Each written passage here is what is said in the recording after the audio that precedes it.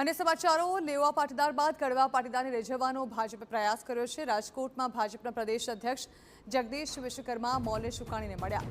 સિત્સર ધામના પ્રમુખ મૌલેશ શુકાણી સાથે જગદીશ વિશ્વકર્માએ મુલાકાત કરી। ડેપ્યુટી સીએમ હર્ષ સંઘવીની નરેશ પટેલ સાથેની મુલાકાત બાદ મૌલેશ શુકાણીને મળવા પહોંચ્યા જગદીશ વિશ્વકર્મા।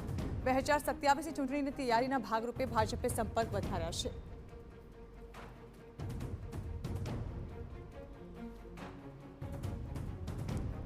ઉલ્લેખનીય છે કે 13મી જૂને રાજકોટની મુલાકાતે આવેલા ડેપ્યુટી સીએમ હર્ષ સંઘવીએ ખોડલધામના ચેરમેન નરેશ પટેલ સાથે મુલાકાત કરી હતી। હર્ષ સંઘવી નરેશ પટેલના ઘરે ગયા હતા અને તેમની સાથે ચર્ચા કરી હતી। જો કે હર્ષ સંઘવી સાથેની મુલાકાતને નરેશ પટેલે શુભેચ્છા મુલાકાત ગણાવી હતી। આ અંગે વધુ માહિતી સંવાદદાતા મોહિત ભટ્ટ આપી રહ્યા છે।